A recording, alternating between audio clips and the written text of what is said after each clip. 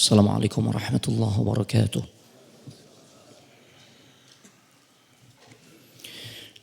Innal hamdalillah nahmaduhu wa nasta'inuhu wa nastaghfiruh wa na'udzu billahi min shururi anfusina wa min sayyiati a'malina. May yahdihillahu fala mudilla lahu wa may yudlil fala hadiya lahu. Asyhadu an la ilaha illallah wahdahu la syarika lahu wa asyhadu anna Muhammadan abduhu wa rasuluh la nabiyya wa la rasula ba'dah. Allahumma salli wa sallim ala nabiyyina Muhammadin wa ala alihi wa ashabihi ajma'in. Ya ayyuhalladzina amanu ittaqullaha haqqa tuqatih wa la tamutunna illa wa antum muslimun. Ya ayyuhalladzina amanu ittaqullaha wa qulu qawlan sadida yuslih lakum a'malakum wa yaghfir lakum dhunubakum.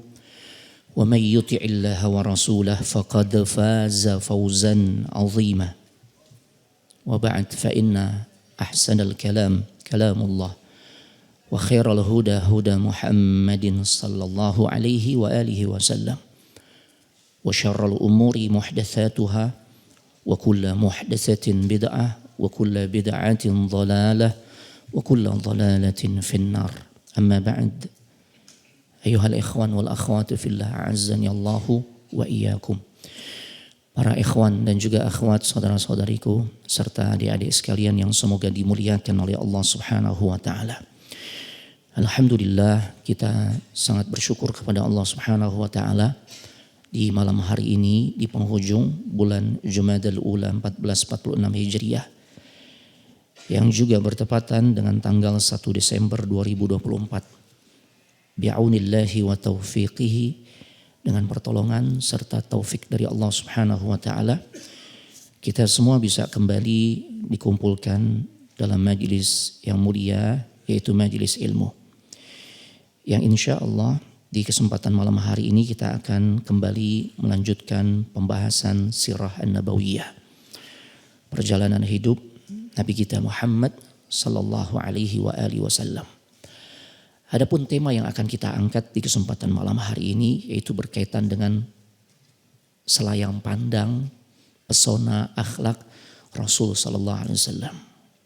Kenapa kita katakan selayang pandang? Karena tidak akan mungkin kita bisa menggambarkan keindahan akhlak Nabi dalam waktu yang singkat. Ya. Karena saking mempesonanya akhlak Nabi sallallahu alaihi wasallam.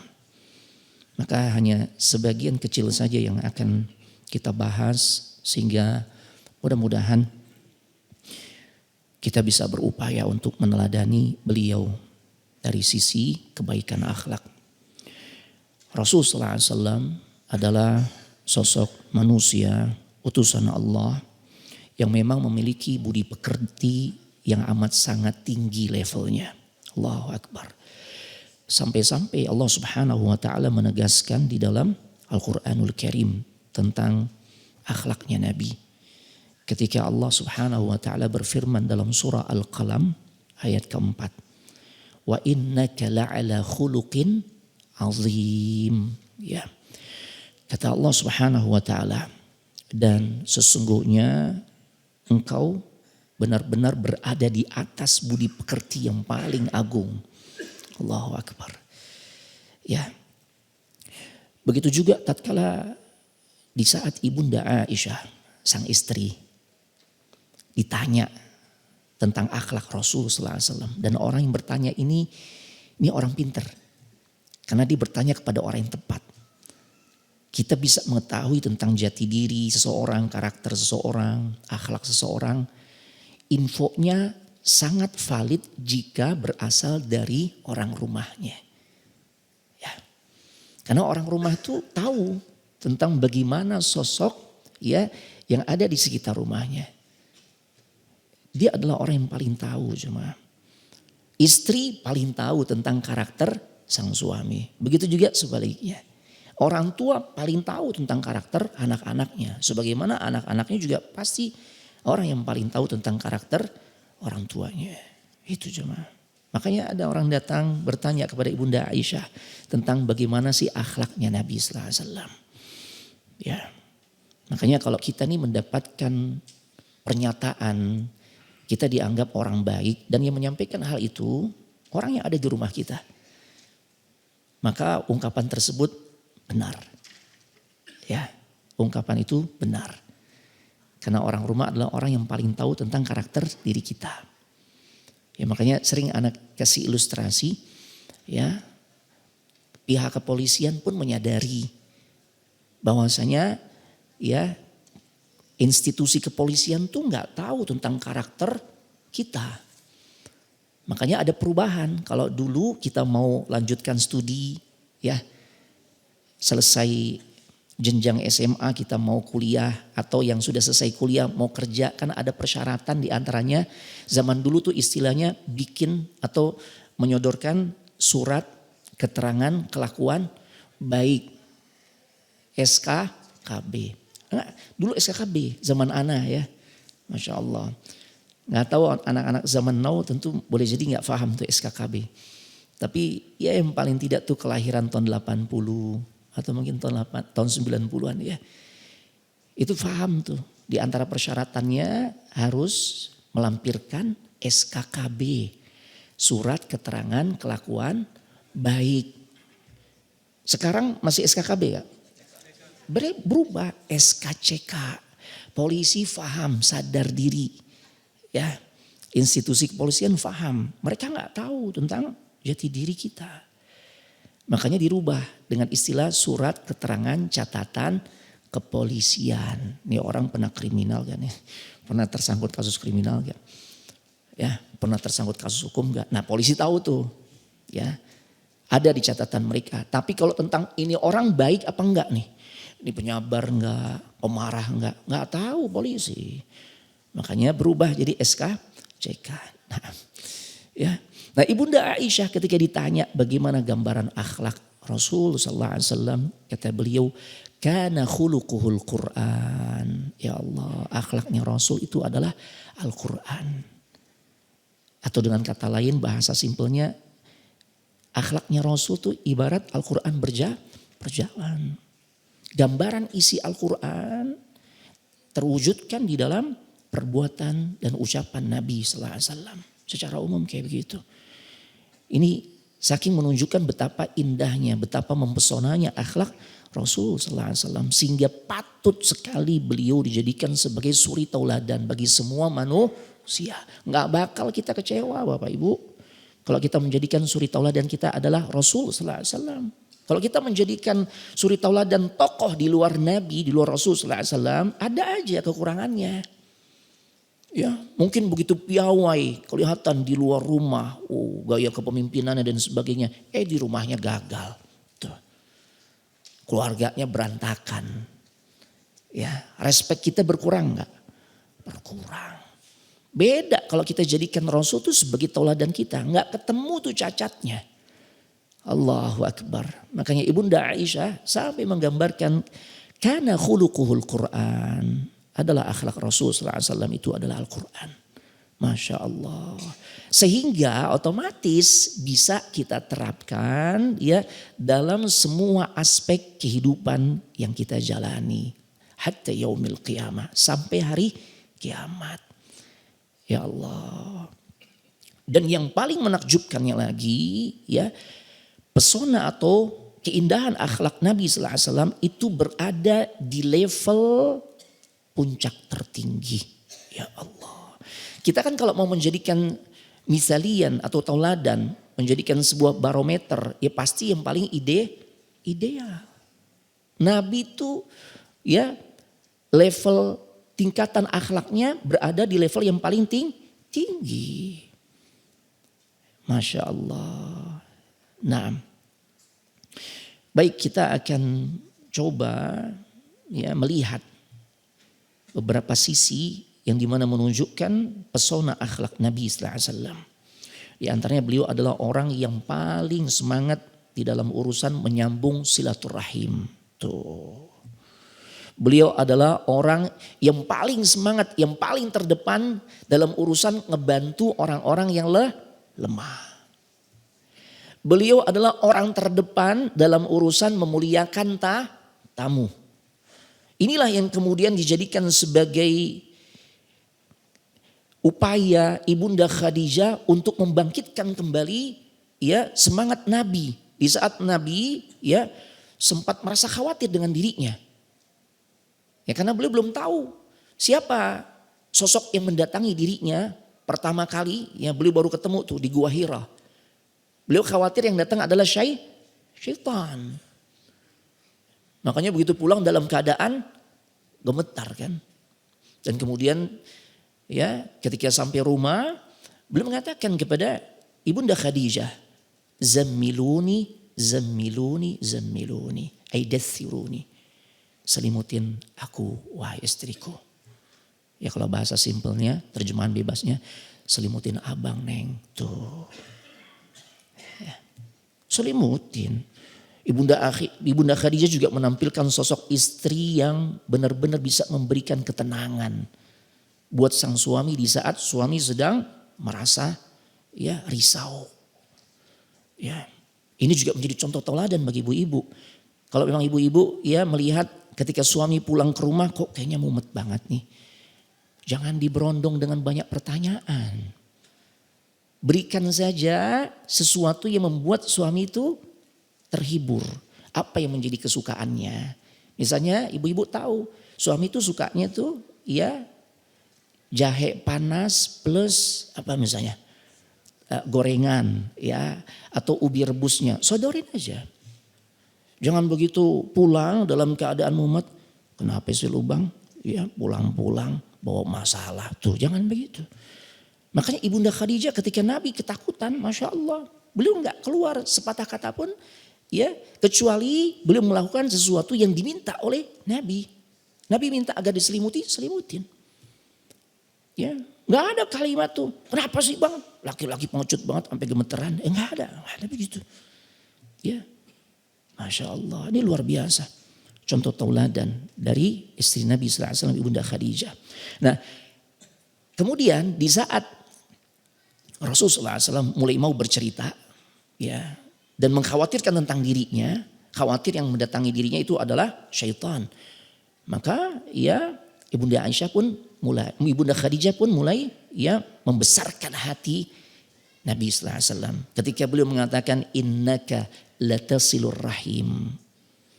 Ya, sesungguhnya engkau adalah orang yang benar-benar senantiasa menyambung silaturahim, hubungan baik dengan kerabat yang memiliki kaitan rahim. Allahu Akbar.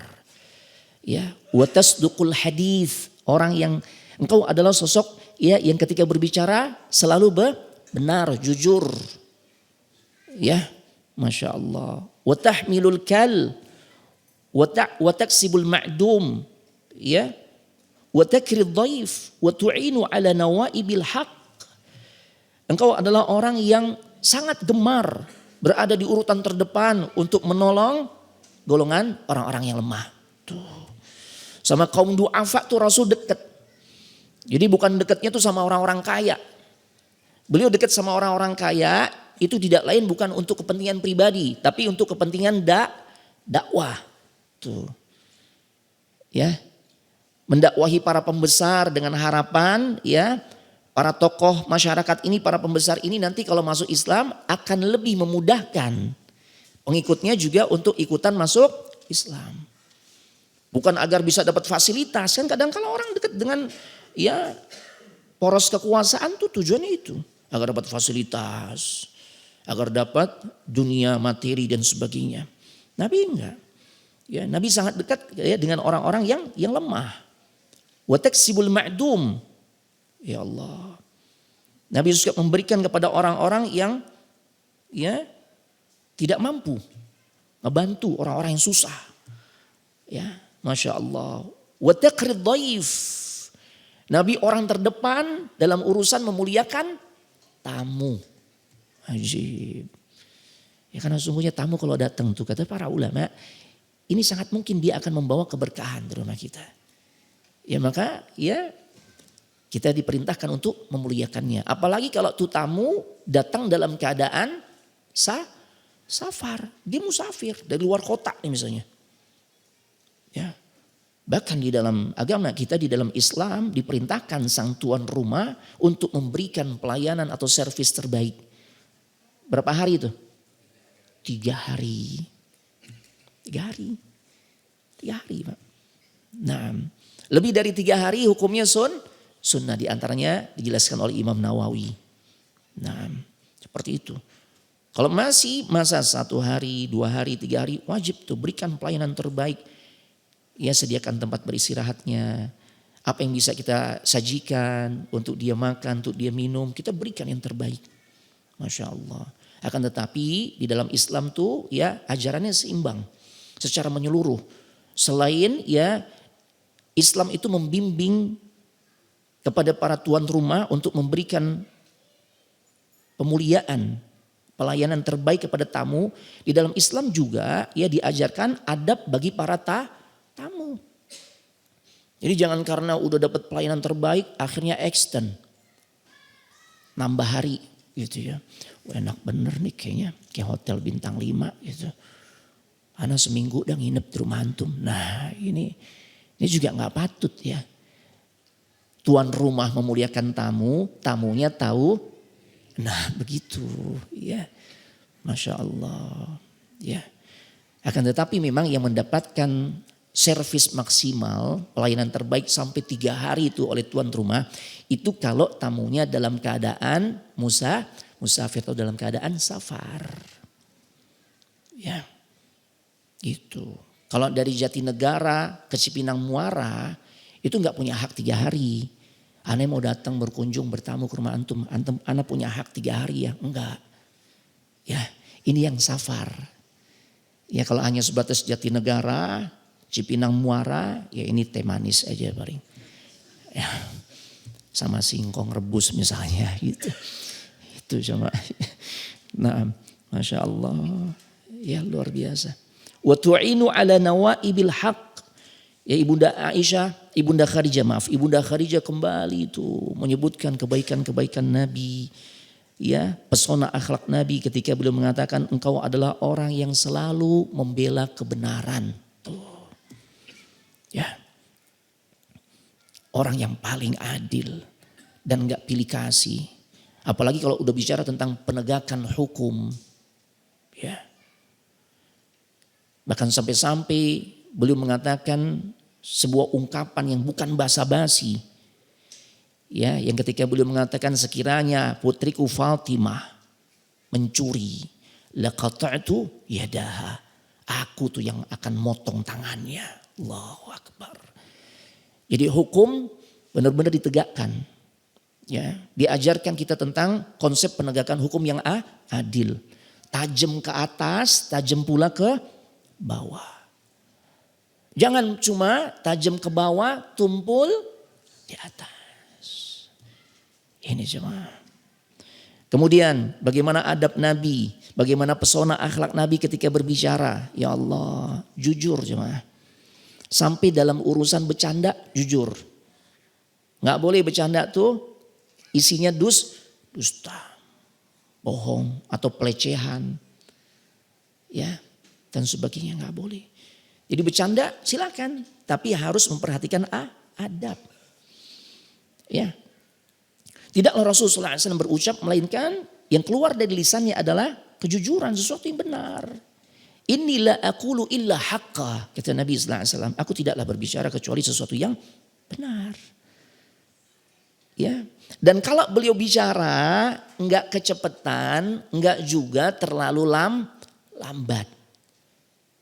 Jadi bisa dicerna tuh apa yang beliau sampaikan ya oleh semua kalangan. Karena ada orang yang bicara tuh enggak ada titik komanya. Ya Allah. Kayak senapan AK-47 mungkin gitu ya. Ya Allah keluar aja mana titik komanya nih gitu ya. Atau lambat banget bikin orang ngantuk gitu kan. Makanya beliau nih Masya Allah. Ya kalau dibahasakan oleh kita nih beliau orator ulung. Wah, bisa jadi. Karena kemampuan berbicara, kemampuan komunikasi itu luar biasa jemaah. Masya Allah. Ya makanya Abu Hurairah pernah bertutur menggambarkan bagaimana Nabi SAW.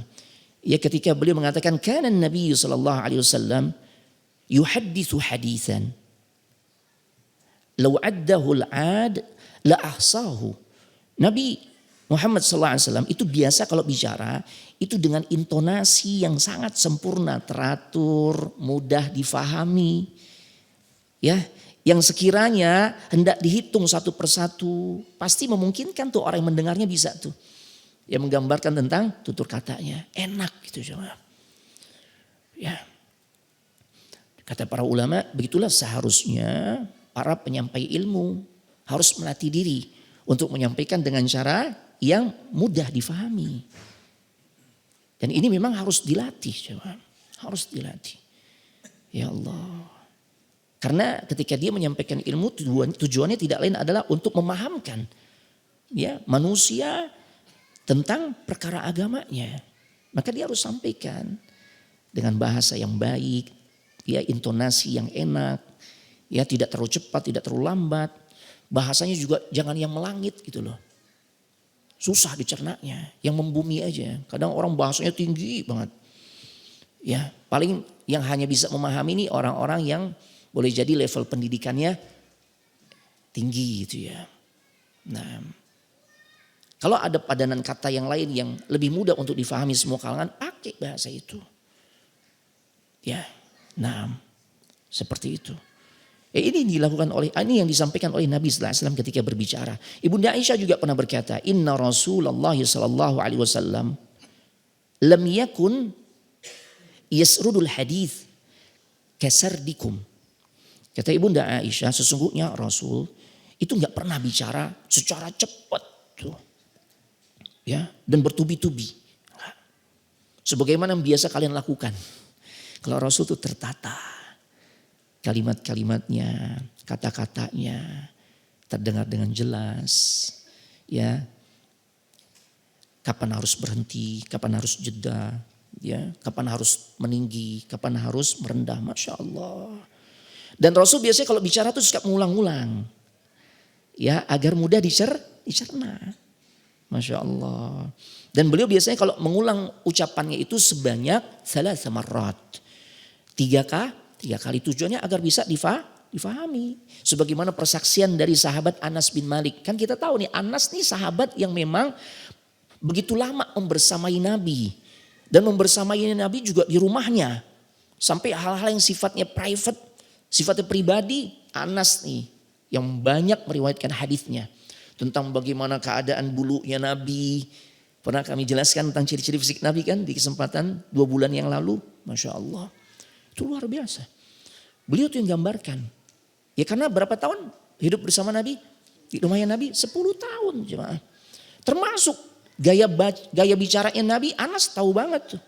Sampai beliau mengatakan karena Rasulullah sallallahu alaihi wasallam adalah Rasul sallallahu alaihi wasallam yu'idul kalimah thalathan litu'qala anhu. Ya, Rasulullah SAW sering mengulang-ulang perkataannya sampai 3 kali. Tujuannya adalah agar perkataannya itu mudah difahami. Jadi suatu waktu ada murid yang bertanya kepada gurunya tentang apa yang ia sampaikan. Karena gurunya mungkin baru menyampaikan sekali. Ya, maka silakan ulangi lagi, gak masalah. Karena boleh jadi tadi terlewat olehnya. Karena Nabi memang kalau biasa menyampaikan itu 3 kali. Masya Allah. Ya, jangan kemudian ketika murid tanya, ya si guru marah. Pules ente tadi, jangan begitu. Ulangi aja, gak masalah. Karena Rasulullah SAW itu sampai 3 kali beliau mengulang-ulang kalimat yang beliau ucapkan. Masya Allah. Akhlak Rasulullah SAW terkait al-at'imah atau makanan. Nih. Ya, siapapun kita, apalagi bagi para pecinta kuliner, perhatikan adabnya. Ya. Nah, apa adab yang Nabi ajarkan, Nabi contohkan ke kita dan ini merupakan satu bentuk pesona akhlak Nabi. Beliau nggak pernah celak makanan, Pak. Nggak pernah beliau mencela makanan. Abu Hurairah pernah berkisah, ma'aban Nabi sallallahu alaihi wasallam ta'aman qat. Ya, Rasul tuh nggak pernah sekalipun mencela makanan, nggak pernah. Ya Allah. Inishtahahu akalahu. Kalau beliau suka, beliau makan tuh. Ya. Wa in karihahu tarakahu. Kalau beliau nggak suka ya sudah, nggak dikomeni, tinggal beliau tinggalkan, nggak dimakan. Udah gitu aja. Kita kan enggak. Komennya banyak, nambah lagi. Tuh kan. Nyela mulu gitu kan. Tapi nambah. Ya Allah. Dan ini sesuatu yang sulit, wallahi sulit. Anak rasa nggak ada di antara kita tuh yang sepanjang hidup kita nih ya. Kita steril tidak pernah mencela makanan. Ada aja kan komen kita kan. Dibikinin sayur asem sama bininya. Ya Allah yang kamu bikinin abang kolak tuh kan begitu katanya. Manis gitu kan kebanyakan gula. Nah seharusnya kan kalimatnya yang lebih bagus gitu. Yang lebih tetap membangkitkan semangat seorang istri. Ya udah enak banget ini. Sayur asam bikinan kamu yang cuma kayaknya kebanyakan gula deh tuh. Sebenarnya sih intinya sama, kemanisan gitu loh. Cuma uslubnya aja, gayanya gitu. Ya. Cara penyampaiannya yang berbeda, tapi ini akan menimbulkan pesan yang juga berbeda. Kalau gaya yang kedua yang kita pakai, enak banget ya Allah. Tapi kayaknya makin enak deh kalau dikurangin gulanya. Oh ya, tuh istri paham tuh. Oh ya berarti ini kemanisan. Tersinggung gak? Enggak. Edisi berikutnya dibikinin tuh. Sayur lodeh misalnya kita mau minta bikinin. Atau sayur asam edisi kedua dibikinin Pak. Beda kalau kalimatnya seperti yang pertama. Kan kita disuruh terbuka Ustadz. Lah jangan. Bukankah ada dusta yang diperbolehkan? Kepada siapa? Ya, ketika dusta seseorang kepada pasangan hidupnya untuk menyenangkan hatinya. Ya, enak tuh. Cuma kebanyakan gula. Ya, atau kemanisan berarti kebanyakan gula. Tapi kalau yang terbuka kita tadi, kamu bikinin abang kolak, yakin edisi berikutnya mendingan lu beli bang di warung tetangga begitu. Ya Allah, ya ini jemaah, nggak pernah tuh. Bahkan ada kisah yang menarik. Ya. Bahkan Imam Nawawi beliau mengatakan sebelum Anda sampaikan kisahnya, yang dimaksud Nabi itu nggak pernah mencela makanan adalah beliau nggak pernah mengatakan atau mengomentari ini makanan kemanisan, ini terlalu asin, ya, ini adem, ini dingin. Tuh. Ngomentarin aja nggak, apalagi mencela. Kalau kita kan ya paling tidak komentar ada ya. Ini nasi dingin begini itu kan. Ya. Iya ini nasi lembek bener kayak bubur tuh. Kadang-kadang begitu kan. Ya Allah. Ya padahal kan istri coba mengerti tentang kondisi suami. Yang boleh jadi lagi buang-buang air. Pasnya dikasih makanan yang lembut tuh. Komen. Nasi apa bubur sih tuh kan. Ya Allah. Komen aja enggak, apalagi mencela. Imam Nawawi katakan begitu. Ya. Makanya Anda bilang ini kelihatannya sesuatu yang sepele nih. Tapi terus terang. Rasanya kita semua pernah tuh mengomentari makanan. Tat, Anda pengen ajak antum makan nih Ustaz. Itu tuh di restoran sana Ustaz. Oh jangan, kurang enak di situ. Tuh kan komentar. Ya, Masya Allah. Ya. Ini semua. Jadi Nabi itu jika nggak menyukai makanan, maka udah beliau nggak komentari, apalagi mencela. Ya, udah tinggal mengambil sikap, nggak usah dimakan. Udah tinggalin aja, tanpa mengatakan dengan sepatah kata pun, mengomentari dengan sepatah kata pun. Ya, coba aja kita renungkan tentang diri kita. Siapa di antara kita yang nggak pernah ngomentarin makanan? Ya tadi kan. Pasti ada aja komentar kita kan. Ya Allah udah gratisan komentar mulu. Ya. Dikasih berkat ya Allah. Ini kayaknya gosong banget nih ayam bakar gitu kan. Minta nambah tuh kan. Udah komentar minta nambah. Nah gitu kan. Ini Masya Allah. Nabi gak pernah sepanjang hidup beliau, seumur hidup beliau. Mencela atau bahkan mengomentari ya makanan. Ya Allah. Ya. Ini jemaah, ini sesuatu yang sangat menakjubkan. Nah, Bahkan disebutkan satu ketika Nabi SAW diminta untuk komentari makanan. Ya Allah. Saat beliau bersama salah satu sahabat yang namanya Khalid ibn al-Walid. Salah seorang panglima perang dalam Islam. Yang kalau beliau mimpin Allah selalu berikan kemenangan. Bahkan tidak hanya di saat beliau masuk Islam. Masih dalam keadaan kafir. Dia jadi panglima perang di dalam barisan orang-orang kafir. Menang jemaah. Itu siapa tuh yang bisa melihat celah. Sehingga pada akhirnya ia menjadikan kondisi jadi berbalik 180 derajat di perang Uhud. Ketika ya mayoritas pasukan pemanah yang berada di Jabal Ainain, kalau sekarang disebutnya Jabal Rumah, ya bukit pemanah. Kebanyakan lebih dari 40 orang tuh pada turun dari bukit tersebut. Siapa yang ngeliat tuh dengan kejeliannya kondisi seperti itu dan kemudian dia manfaatkan untuk menyerang balik. Khalid. Di saat membersamai Nabi sallallahu alaihi wasallam, ya, saat itu beliau menghidangkan untuk Nabi dhab. Ya Allah, dhab. Ana pernah membaca terjemahan kitab Bulughul Maram. Kita tentang masalah fikih. Pembahasan tentang dhab. Di situ diterjemahkan biawak.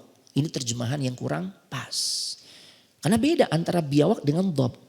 Kalau biawak itu dia termasuk kategori hewan yang dagingnya tidak halal untuk dikonsumsi. Karena dia punya karakter buas, dia memiliki cakar, ya, taring dan sebagainya. Nah dhab yang benar ini terjemahannya adalah kadal gurun. Dulu dijadiin sebagai bahan saling ngolok-ngolok. Ingat gak dulu di musim kampanye? Iya kan? Kubu satu mengatakan kadrun, kadal gurun. Yang satu lagi apa? Kecebong. Dulu sempat rame kan ada kecebong, kadrun, kampret dan sebagainya. Ya Allah. Ini cuma ya Rabb. Ini dhab. Nabi sallallahu alaihi wasallam dihidangkan dhab. Udah diolah tuh dalam bentuk sayur. Mungkin sop atau marak lah. Ya Allah. Ya. Taib. Nah, tadinya beliau pengen makan tuh. Tapi kemudian dilihat oleh para istrinya bahwasanya Nabi nggak pernah konsumsi dhab. Makanya istrinya kasih tahu bahwasanya nih hidangan ini, hidangan itu ya berasal dari dhab. Ya. Dan memang dhab ini makanan kesukaannya Khalid. Ya Allah. Ya bahkan dijelaskan dalam sebuah riwayat. Ya, riwayat yang dikeluarkan atau yang disampaikan oleh Imam Al-Bukhari, ya, Khalid ibn Al-Walid itu saking doyannya dengan sajian dhab, itu kuahnya sampai apa istilahnya ya? Netes di jenggotnya. Ya Allah, lahap bener berarti ya. Sampai netes di jenggotnya, Masya Allah. Mungkin kuahnya diuyup gitu ya, Masya Allah, sampai netes ya Allah. Nabi gak sedikit pun mencicipinya. Ya Allah. Ya. Disinilah kita mendapati bagaimana keindahan akhlak Nabi jemaah. Enggak sedikit pun beliau mengomentari ya tentang makanan yang dihidangkan tersebut. Ya. Bahkan Khalid maksa. Aharamun huwa. Khalid bingung. Ini enggak sedikit pun dicicipi nih. Sampai-sampai Khalid merasa ragu. Dan kemudian beliau bertanya. Aharamun huwa ya Rasulullah. Apakah sajian dhab ini? Ya, sop dhab ini atau dhab itu haram ya Rasul. Kata Rasul apa? La, enggak haram. Akan tetapi walakin lam yakun bi ardi qaumi. Ya, akan tetapi sajian dhab ini enggak ada di kaumku. Ya, di kampungku tuh enggak ada kebiasaan tuh, enggak ada kebiasaan orang-orang di kaumku tuh mengkonsumsi dhab itu. Ini kalau kalimatnya begini kira-kira nyinggung Khalid gak Bapak Ibu? Enggak. Ya kan? Gak akan nyinggung. Masya Allah. Yang ada Khalid merasa gak enak. Oh iya pantes. Khalid akan ngerti. Ya karena memang ini makanan yang gak biasa dikonsumsi oleh orang di kampungnya Nabi. Di komunitasnya Nabi. Beda kalau Nabi katakan ente bagaimana sih? Masa anak disajiin dhab tuh kan. Anak kan Nabi utusan Allah. Masa dob, daging kadal gurun gitu kan. Paling gak kambing lah atau apa nih. Kan gak begitu Nabi, Masya Allah. Nabi katakan ini gak ada di kaumku. Di kaumku gak ada yang konsumsi dob. Jadi aku belum terbiasa. Oh Khalid faham. Masya Allah. Ya ini semua. Jadi kalau memang kita tuh dihidangkan sesuatu kita gak suka ya sudah jangan dikomentari. Ya. Nah biasanya disodorkan apa? Tempe orek gitu ya. Kita katakan ini di kaumku gak ada, ini bohong banget nih kayaknya. Nanti gak doyan ente nih. Ya. Giran sop lahap gitu ya. Masya Allah. Ini zamannya. Paling tidak kita sampaikan kalimat-kalimat yang tidak menyinggung diri orang yang telah berbuat baik kepada kita. Ya. Bagaimana akhlak Rasulullah SAW juga mempesona. Ini ditunjukkan tatkala beliau berinteraksi dengan anak kecil. Ya Allah. Bahasa orang sekarang nih gaulnya Nabi sama bocil gitu ya. Bocah-bocah kecil. Masya Allah. Tergambar betapa indahnya akhlak Nabi SAW. Sabarnya beliau, penyayangnya beliau. Masya Allah. Ya, padahal kita tahu beliau bukan hanya pemimpin negara. Tapi pemimpin dunia. Pemimpin dunia. Ya, bukan presiden. Kalau presiden memimpin satu negara. Ini pemimpin dunia ini, Masya Allah. Tapi tawaduknya luar biasa. Ngegendong anak kecil, cucunya Nabi digendong tuh.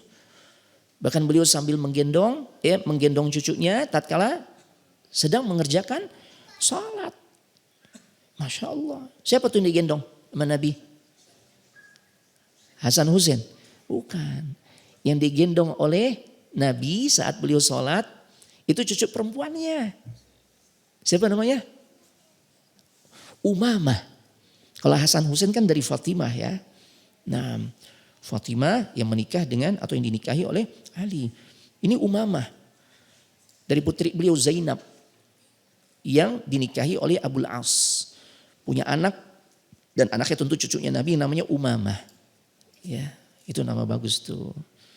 Ya, kasih nama anak-anak kita dengan nama-nama putrinya Nabi, keluarganya Nabi, sahabat, sahabiat. Ini kita bangga dengan sosok-sosok seperti itu. Ya, teriring doa semoga anak kita bisa meneladani kebaikan sang pemilik nama. Masya Allah. Ya. Nah, digendong tuh Umamah. Allahu Akbar. Makanya kita mendapatkan satu tambahan ilmu. Dari sisi hukum fikih, silakan nih ibu-ibu misalnya anaknya lagi nangis nih. Kalau ditaruh misalnya ya. Dia masih kecil. Maka gendong saat dalam keadaan salat. Gak masalah. Nabi sambil menggendong Umamah. Saat beliau ruku maka beliau letakkan. Masya Allah, nanti saat mau berdiri lagi beliau gendong lagi. Masya Allah. Ya. Begitu juga bagaimana akhlak Nabi. Ketika satu hari Nabi SAW sebenarnya beliau punya kebiasaan memanjangkan bacaan salatnya. Ya. Tapi ternyata satu hari Nabi memendekkan bacaan surah setelah Al-Fatihah. Dengan sebab apa? Karena beliau dengar ada tangisan anak kecil. Allahu Akbar. Ini menjadi satu tambahan ilmu buat para imam nih. Ya, imam tuh juga harus menguasai fikih tentang salat. Ya ternyata di belakang ada tuh anak kecil yang nangis. Udah persingkat aja bacaannya. Nah, Nabi pendekkan bacaan salatnya. Nah tentu dengan kondisi yang seperti ini membuat heran para sahabatnya. Karena sahabat tahu Nabi itu kalau baca setelah Al-Fatihah panjang. Berarti ini sesuatu yang tidak biasa dilakukan oleh Nabi SAW. Ya, dan ternyata pada akhirnya sahabat faham apa yang Nabi lakukan saat itu. Beliau sengaja memendekkan bacaan surahnya. Kenapa? Khawatir bahwasanya kalau beliau tetap panjangkan bacaan surahnya setelah Al-Fatihah itu bisa memberatkan ibu dari sang anak tersebut. Tuh, kadang perhatikan tuh. Ya Allah. Kalau ketemu anak kecil yang beri salam duluan siapa? Rasul. Masya Allah. Ya, sebagaimana diriwayatkan oleh Anas ibn Malik. Masya Allah. Bahkan sampai di saat Nabi sedang berkhutbah. Tiba-tiba datang Hasan Husain. Ya. Yalbasu libasan jadidan. Bahwasanya Hasan Husin ya menggunakan baju yang baru. Namun saat berjalan keduanya terjatuh. Allahu Akbar. Nabi saking sayangnya kepada cucunya ya, maka beliau segera menghentikan khutbahnya dan kemudian segera menggendong kedua cucunya. Allahu Akbar. Jadi Nabi saat berkhutbah melanjutkan khutbahnya dalam keadaan sambil ngegendong. Ya. Makanya kepada anak kecil itu nggak boleh dengan kekerasan. Termasuk juga di masjid rame kasih tahu, tapi jangan pakai sapu lidi. Terus ya Allah digeprakin anak kecil, jangan Pak. Biarkan dia merasa nyaman saat berada di masjid. Cuma memang bukan berarti juga dibebaskan gitu aja. Kasih edukasi, kasih pengertian. Nah, ntar bercandanya habis sholat ya. Sekarang kita sholat dulu. Makanya kita nih yang dewasa ngedampingin. Jangan dicampurin sesama anak kecil. Udah dibikin deh. Ulah ya sebebas-bebasnya diselang-seling. Dan di sini menjadi tanggung jawab kalau mau diperingati. Itu yang diperingati adalah orang tuanya. Ya.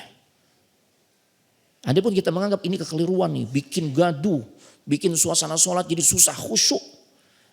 Ya, maka perhatian kita bukan kepada si anak itu. Anak itu tetap kita kasih tahu dengan cara yang baik. Nah kalau kita mau agak lebih tegas, beri ketegasan ke orang tua. Bapak punya tanggung jawab Pak. Ini kalau kondisi anak bapak seperti ini, bapak yang bertanggung jawab nanti di hadapan Allah. Tuh. Agar orang tua juga punya perhatian lebih, ngasih pengertian ke anaknya. Nak, bapak Abi ajak nih ke masjid, tapi harus tenang gitu jangan. Ya Allah, udah isya ya. Nah sebentar kita tutup, nanti kita sambung setelah sholat isya ya. Barakallahu fikum. Assalamualaikum warahmatullahi wabarakatuh.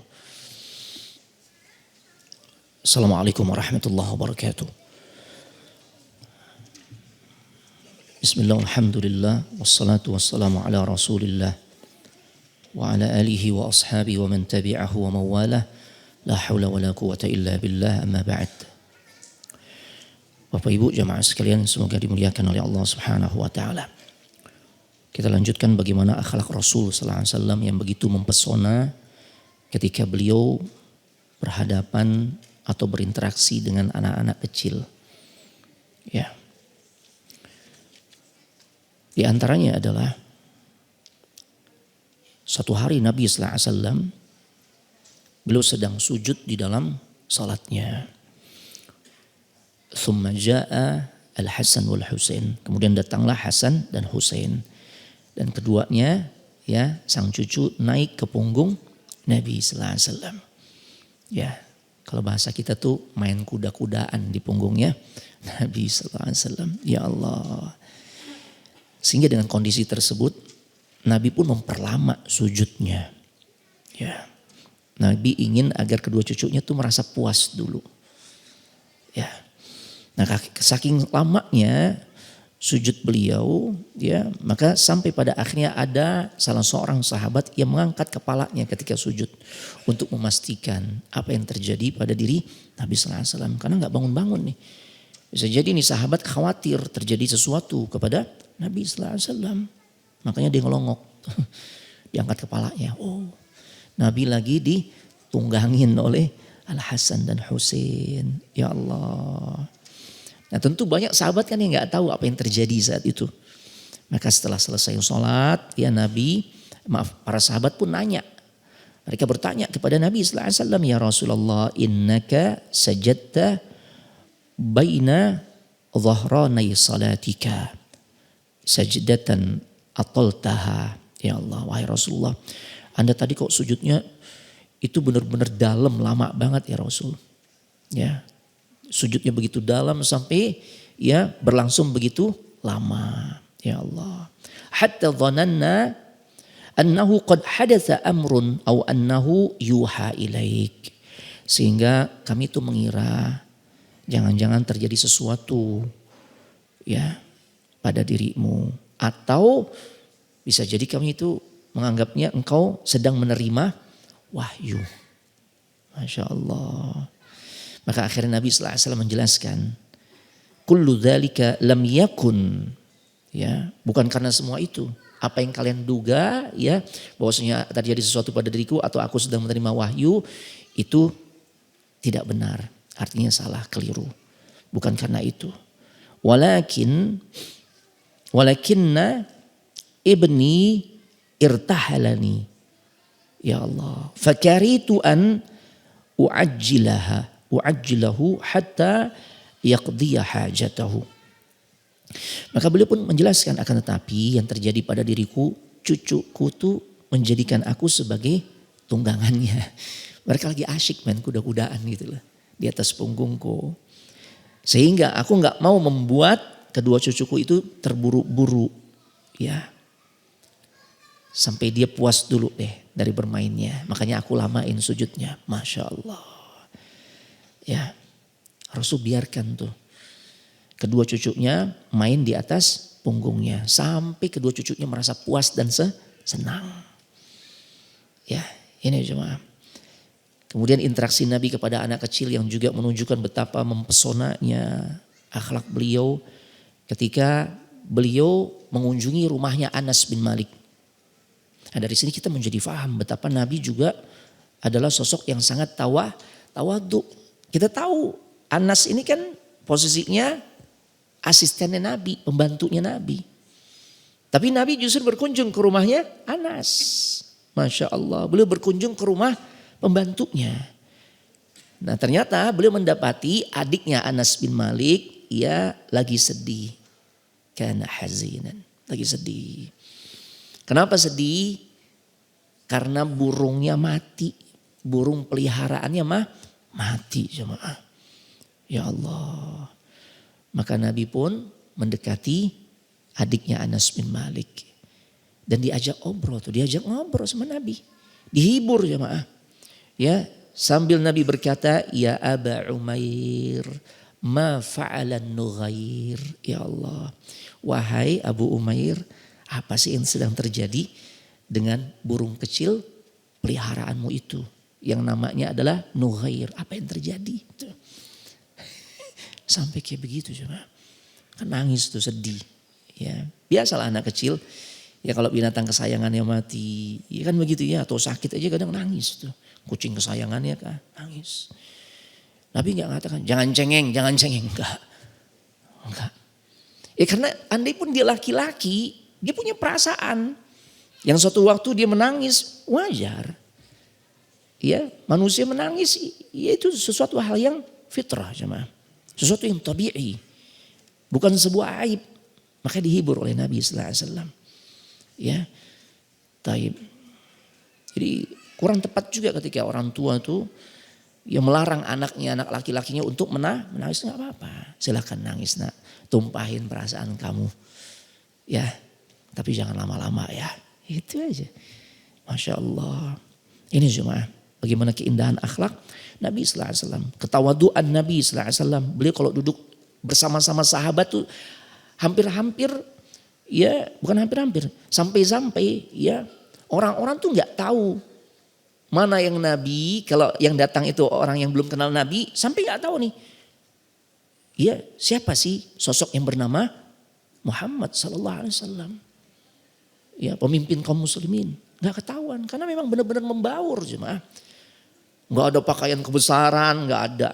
Nggak ada kursi kebesaran, singgasana khusus, nggak ada. Ya. Sampai-sampai Abu Dzar dan juga sahabat Abu Hurairah pernah bercerita. Karena Rasulullah SAW. Yajlisu baina ashabihi fayaji'ul gharib. Fala yadri ayyuhum huwa. Masya Allah. Rasulullah SAW sedang duduk di tengah-tengah para sahabat. Datang orang asing, orang dari jauh. Belum kenal Nabi. Ya, sehingga dia pun tidak tahu dengan kondisi yang membaur seperti itu.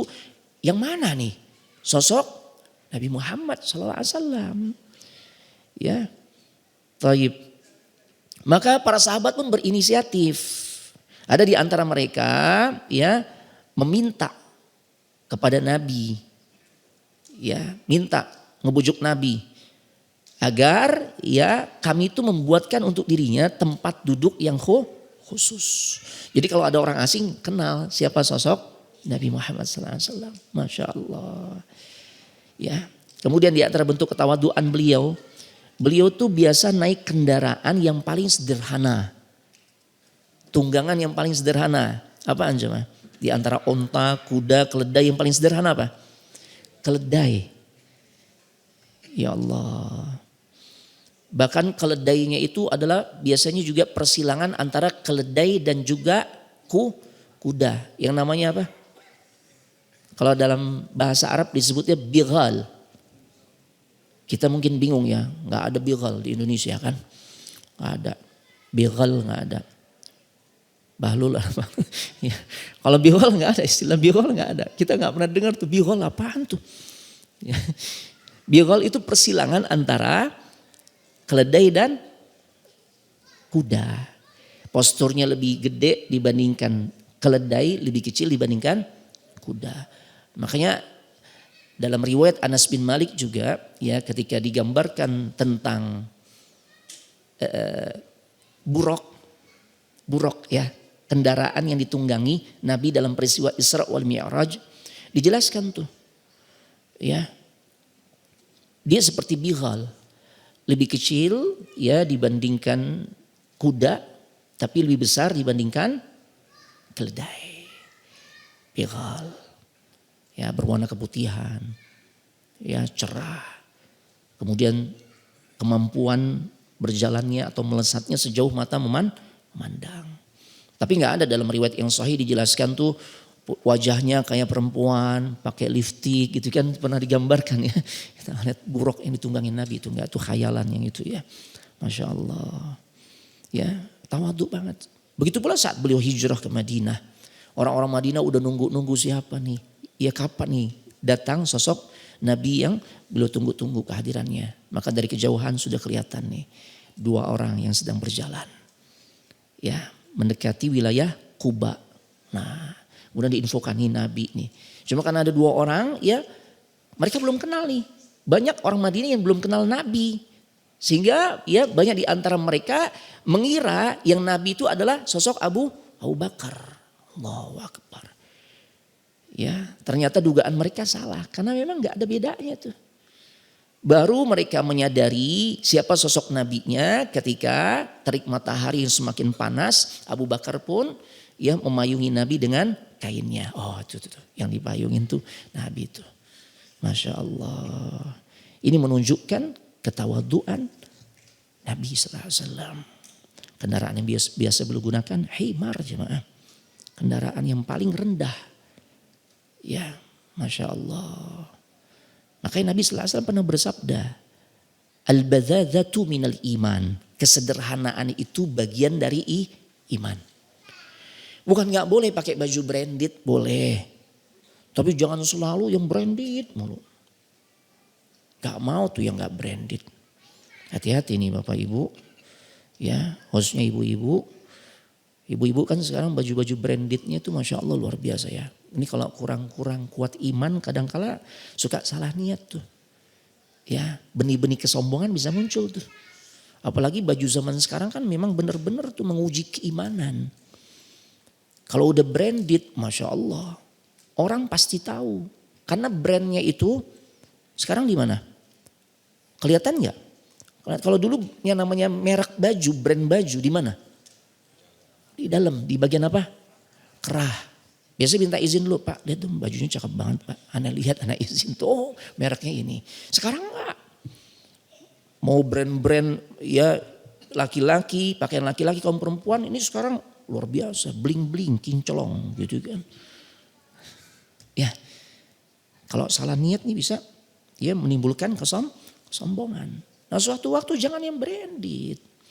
Ya makanya Nabi sampai mengatakan al-badzadzatu minal iman. Kesederhanaan itu ya bagian dari iman. Silakan pakai baju yang bagus. Nabi juga punya baju khusus. Ya baju yang bagus.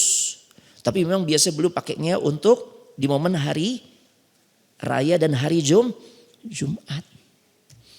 Ya ketika dulu pernah ada baju bagus banget. Rasul lagi berjalan bersama Umar. Kata Umar, ya Rasul beli nih baju. Ini baju ini bagus nih, engkau gunakan di saat hari Jumat atau di saat menjamu tamu, menyambut tamu. Gitu ya. Tapi Rasul kemudian tidak membelinya. Kenapa? Karena baju ini terbuat dari sutra. Ya, siapa yang memakainya di dunia, maka dia tidak akan diberikan pakaian ini di surga. Masya Allah. Ya. Begitu juga kisah tentang ketawaduan Nabi yang luar biasa jemaah. Beliau seorang pemimpin dunia, manusia terbaik yang Allah utus, kekasihnya Allah. Semua gelar-gelar kehormatan melekat pada dirinya. Ya Allah. Satu hari ada seorang yang ketemu Nabi dalam keadaan gemetaran. Kan biasa orang tuh kalau ketemu ya seseorang yang terpandang, punya kedudukan, kan canggung ya, grogi gitu loh. Ya kadang kala sikapnya tuh jadi nervous kan gitu ya. Nah harus sikapnya gimana nih sampai duduknya juga kayaknya kaku gitu ya. Nah ini orang ketemu Nabi sampai gemetaran. Ya Allah. Apa kata Nabi sallallahu alaihi wasallam kepada orang tersebut? Ahwin alaik fa inni lastu bimalik. Ya Allah, tenang aja, tenangkan dirimu. Ya, sesungguhnya aku bukan seorang raja. Tuh. Ya, kalau raja kan memang ya, sering membuat orang tuh jadi tegang, takut ketika bertemu dengannya. Aku bukan seorang raja. Innama ana ibnu imra'atin ta'kulul qadid. Aku hanyalah anak dari seorang wanita yang biasa makan daging yang dikeringkan. Tuh. Bukan berasal dari kalangan keluarga kaya nih. Ya, Masya Allah. Ibu saya tuh biasa makan daging yang dikeringkan. Ya Allah. Ini semua.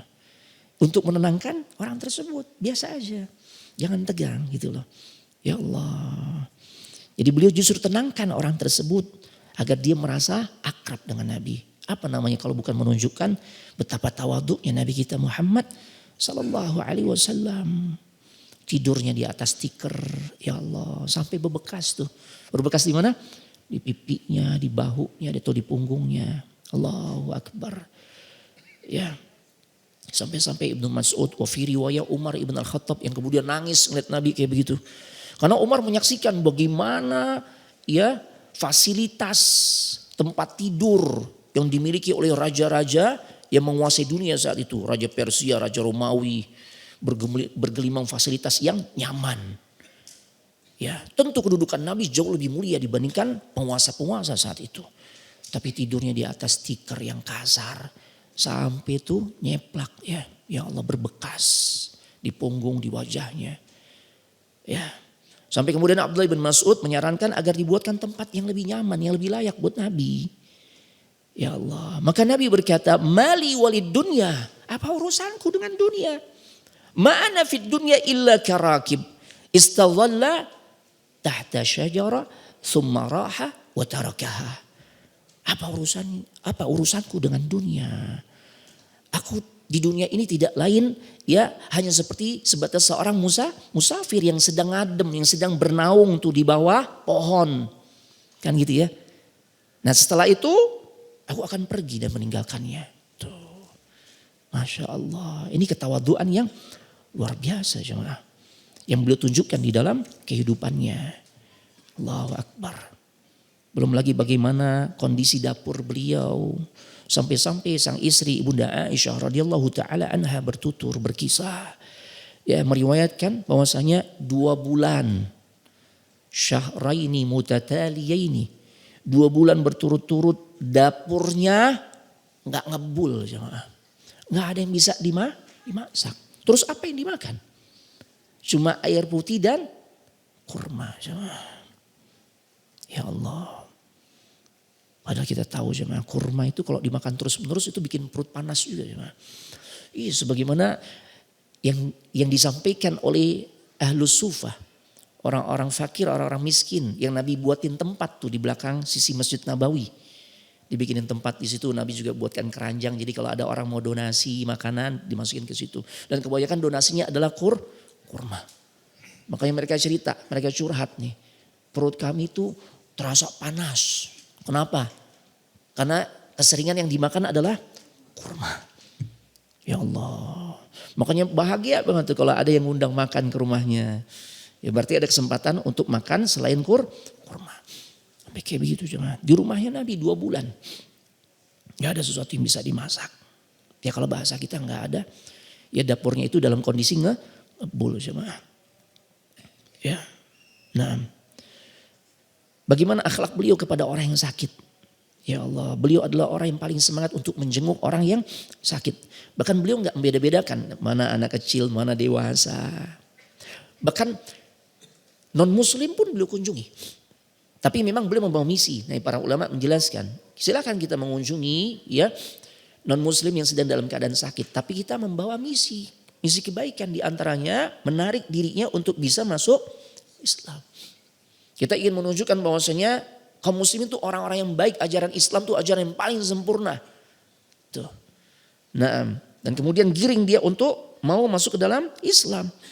Anas bin Malik pernah bertutur bercerita, kana ghulam Yahudi. Ya, ada seorang bocah dari kalangan Yahudi dan memang ya bocah Yahudi ini suka membantu Nabi, yakhdumu an-Nabi sallallahu alaihi wasallam. Ya, satu ketika ya bocah Yahudi ini sakit, famaridha. Fa'atahu an-Nabi sallallahu alaihi wasallam. Maka Nabi pun mengunjungi atau menjenguk ya asistennya ini, pembantunya yang berasal dari kalangan Yahudi. Ya Allah. Nah.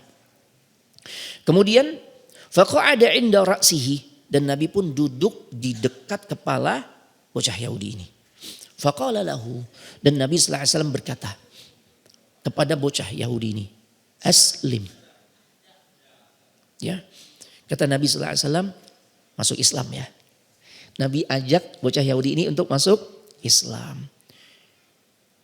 Ternyata reaksi bocah Yahudi ini ketika diajak masuk Islam oleh Nabi, fanadhara ila abihi. Dia lihat ke bapaknya. Karena ada bapaknya nih. Seakan-akan mengisyaratkan minta izin gimana nih, anak mau diajak masuk Islam.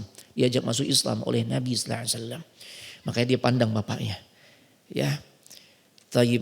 Dan kemudian bapaknya berkata, "Ati' Abul Qasim, ikuti, taati apa yang disampaikan oleh Abul Qasim." Siapa Abul Qasim? Nabi sallallahu alaihi wasallam. Kunyah beliau adalah Abul Qasim. Bapaknya Qasim karena salah satu putra beliau bernama Qasim. Taati, ikuti. Ya, bapaknya Qasim yaitu Nabi Muhammad sallallahu alaihi wasallam. Fa aslama, maka masuk Islamlah bocah Yahudi ini. Fa kharaja an-nabiy sallallahu alaihi wasallam wa huwa yaqul alhamdulillahilladzi anqadhahu minan nar. Maka Nabi pun keluar dan Nabi bersyukur kepada Allah seraya mengucapkan segala puji bagi Allah ya yang telah menyelamatkan bocah Yahudi ini dari api neraka karena dia masuk Islam. Karena golongan di luar Islam itu memang sudah divonis. Yang memvonis siapa? Allah, mereka di neraka. Ketika masuk Islam atau cara untuk menyelamatkan dirinya dari api neraka tidak lain masuk Islam. Jadi yang mengatakan orang-orang kafir di neraka itu adalah Allah dan Rasulnya. Salahkah kita ketika kita juga menyampaikan hal itu?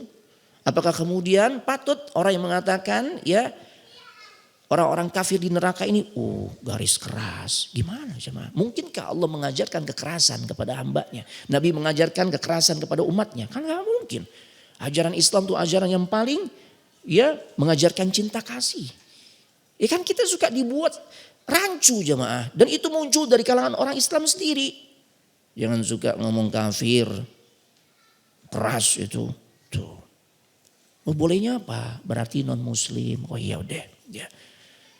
Kita bacakan ayat ya bahwasanya mereka ya berada di dalam neraka. Jangan. Jangan begitu. Itu keras. Oh berarti mereka di non surga gitu aja. Ya, non muslim di non surga. Mereka di dalam neraka khalidina fiha, kekal di dalamnya. Tuh kekal lagi, keras jangan. Ya sudah, mereka non stop berarti. Nah itu mungkin begitu kali. Ini kan sama aja jemaah. Enggak keras. Setiap agama memang punya tuh keyakinan-keyakinan yang seperti itu. Sebagaimana mereka melabeli kita apa jemaah? Orang-orang Nasrani ngelabelin kita apaan? Domba keder, domba yang tersesat. Adakah kita marah? Orang ajar kita dibilang domba gitu kan? Enggak masalah. Itu keyakinan mereka. Yang penting kita yakin nanti di hadapan Allah kita berada di atas agama yang benar. Tuh. Gak apa-apa mau domba kayak mau sondesip kayak apa, gak masalah.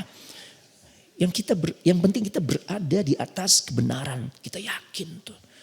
Karena Allah yang mengatakan, innalladzina kafaru min ahlil kitabi wal musyrikina fi nari jahannama khalidina fiha. Ya Allah, ini ayatnya yang bicara Allah, yang nyampaikan Allah. Sesungguhnya orang-orang kafir dan orang-orang musyrik dari kalangan ahlul kitab, mereka berada di dalam neraka dan kekal di dalamnya. Tuh.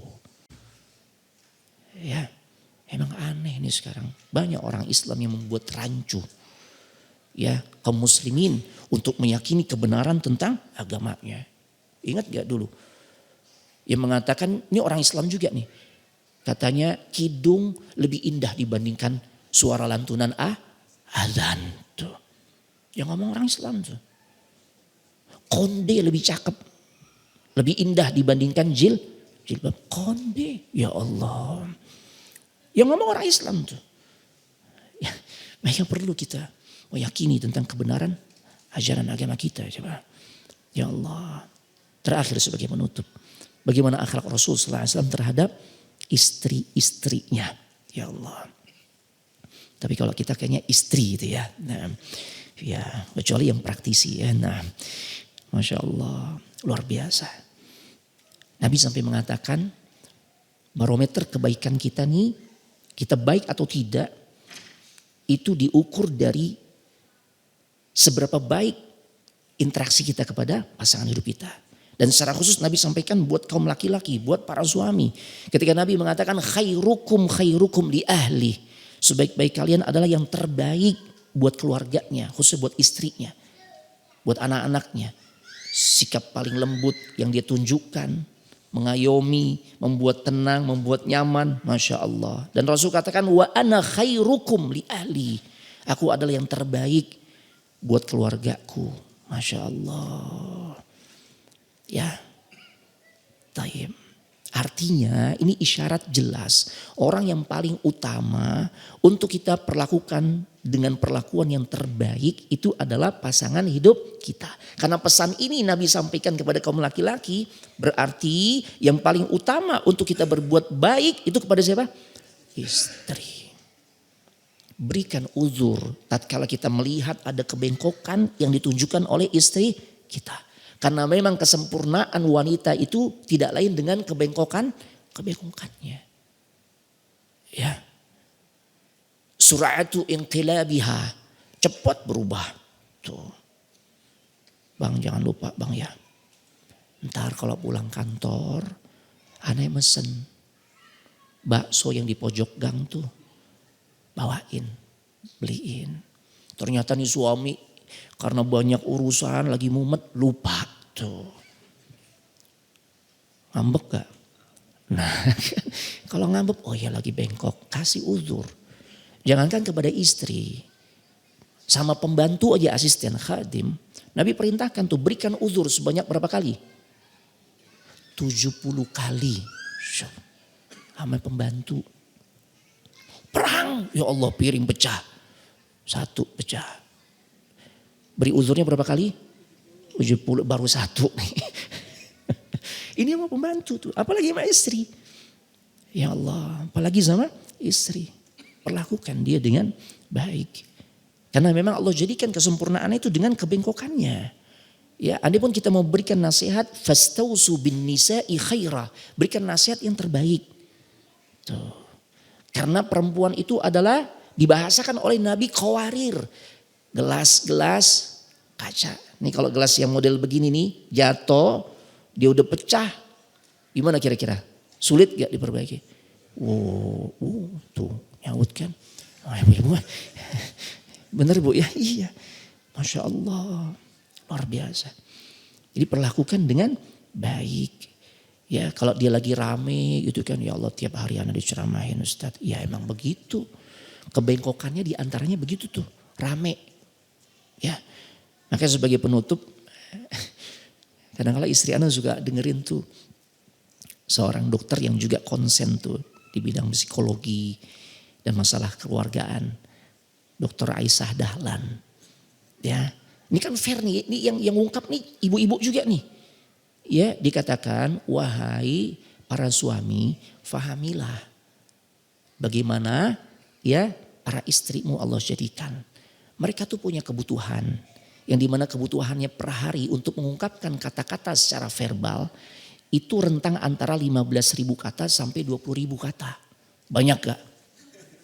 Rame gak nih kalau 15.000 sampai 20.000? Ana gak tahu nih ini yang paling kalem atau yang gimana. Yang jelas kebutuhannya 15.000 sampai 20.000 kata. Rame, memang rame. Ini yang riset perempuan, artinya ini riset yang fair. Ana tanya istri Ana, gimana menurut kamu yang? Kayaknya benar mas, benar deh. Coba aja bangunin anak nih di pagi hari. Apa cukup hanya sekali kata-kata verbal yang keluar? Aisyah bangun nak. Kan gak mungkin sekali. Ya udah bergerak bangun akhirnya tidur lagi. Ya dipeluk guling. Ya Allah keluar lagi Aisyah. Oh rame itu. Udah bangun ya ternyata pindah di ruang tamu tuh. Rame lagi. Belum nanti dramanya di dapur. Oh, makin rame kan. Nanti keluar rumah belanja. Ya kebutuhan sehari-hari. Untuk makan keluarga. Gayanya ibu-ibu itu kalau udah nawar gimana? Luar biasa kan. Ya, nah itu kan pasti banyak kata-kata secara verbal yang keluar. Belum lagi kalau lagi belanja ketemu temennya. Ada aja yang diomongin tuh. Kata istri anak, benar juga sih mas. Iya. Ya artinya memang suami harus memahami. Inilah di antara bentuk-bentuk kebengkokan wanita. Oh iya. Ini lagi 15.000 20.000 ya sudah. Ya kan. Sebagaimana juga ibu-ibu memahami. Allah menjadikan ya suami ibu tuh justru kebalikan dari ibu. Ya kata Dr. Aisyah itu bahwasanya kebutuhan laki-laki untuk mengungkapkan kata-kata secara verbal itu hanya sebatas 5.000 sampai 7.000 kata. Ya kan? Berarti nggak sampai setengahnya ya. Masya Allah. Jadi ibu-ibu juga mesti paham nih kalau suatu waktu ibu-ibu ingin mengamalkan sabda Nabi bahwasanya wanita yang dirindukan surga itu adalah wanita yang punya sifat al-wadud. Penuh rasa cinta, dia jatuh cinta sama suaminya. Sering mengungkapkan kata-kata cinta. Ya, mungkin dia mau amalkan tuh, dia kirim chat, ya Allah kata-kata puitis, pujian, romantis, bahkan di ujungnya ada emoticon atau apa logo love, kemudian bunga, buket macam-macam itu. Panjang tuh. Ya, ternyata jawaban suami ya sama begitu doang atau thanks. Itu masih bagus, Pak. Kadang-kala ngasihnya jempol doang. Udah gitu dipilih yang hitam lah gitu.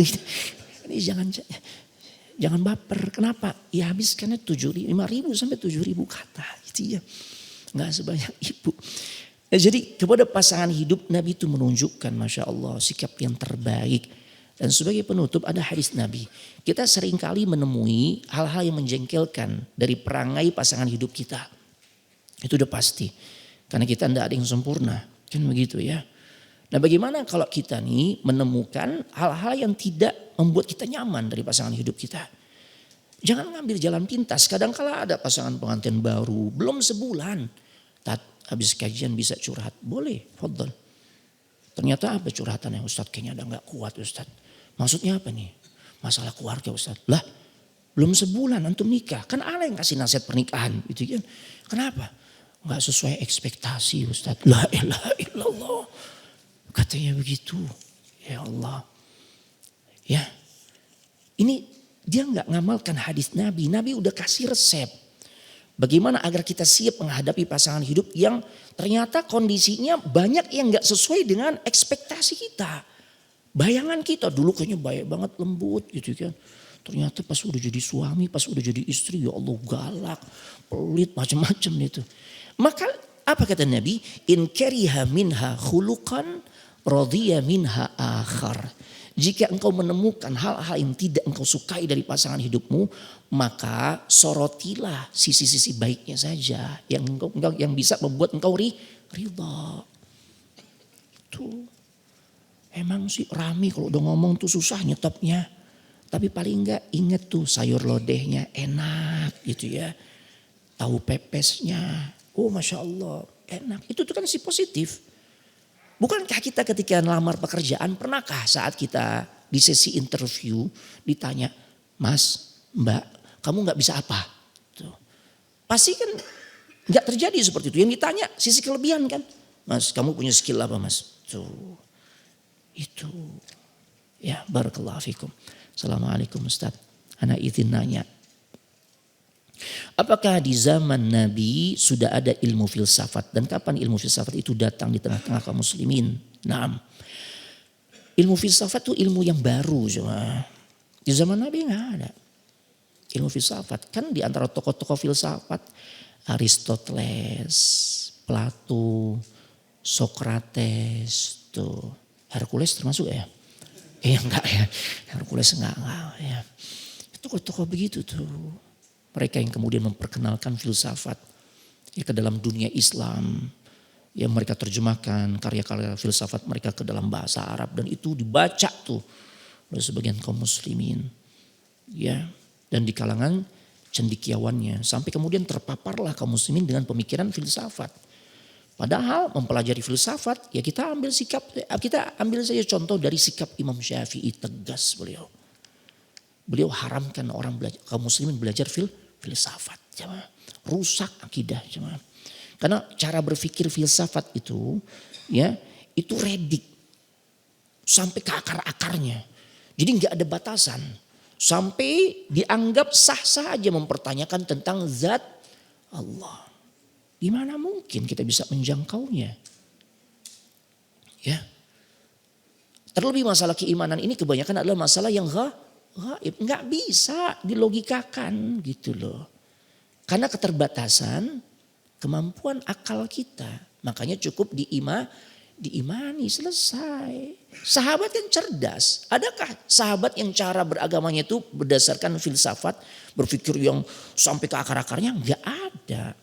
Mereka tuh waqalu sami'na wa ta'na, ketundukan dan kepatuhan. Makanya terangkat derajatnya di sisi Allah. Ya, makanya orang jadi ateis diantaranya karena pengaruh filsafat.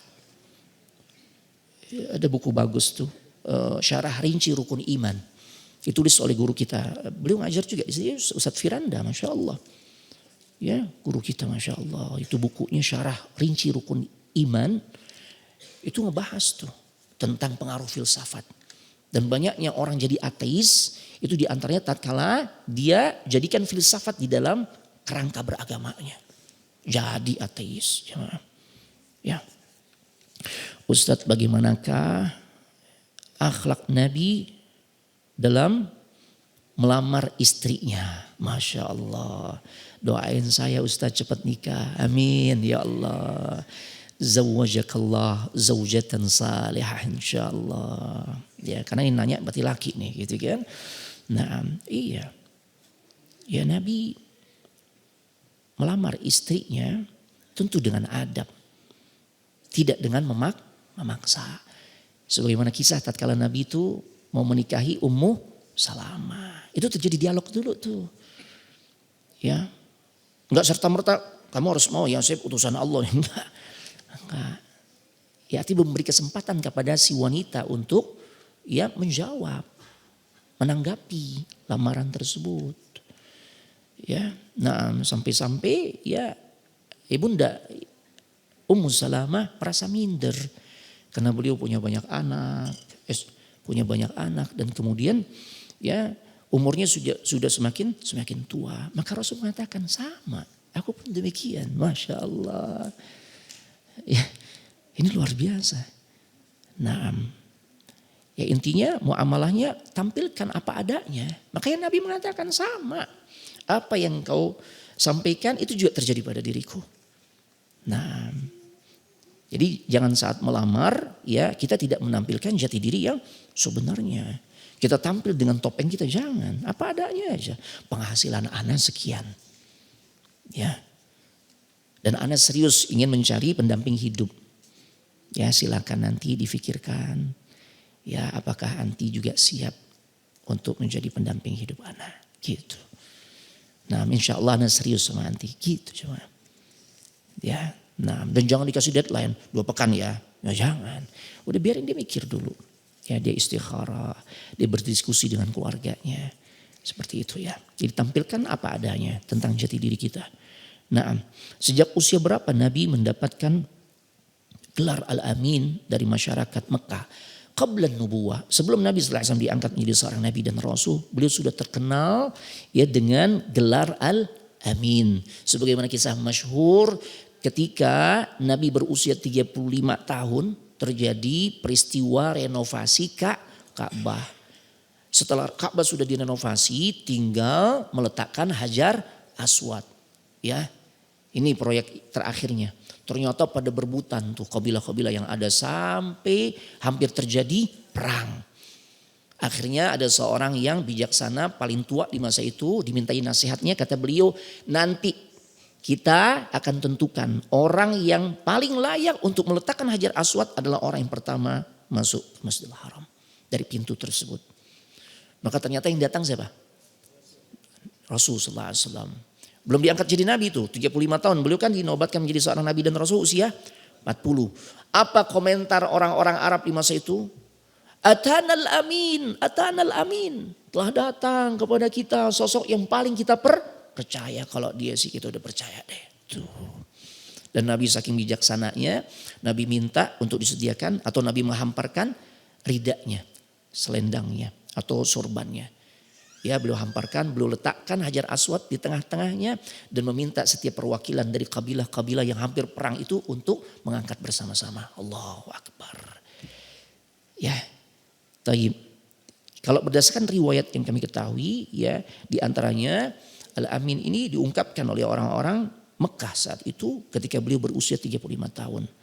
Tapi sebagian riwayat juga mengatakan ketika Nabi berdagang, Nabi dagang kan dari sejak usia 25. Bahkan sebelumnya juga udah dagang, 12 tahun udah ikut dagang pamannya kan, dan bersama pamannya Abu Talib. Nah, beliau tuh disebut atau mendapatkan julukan Al-Amin.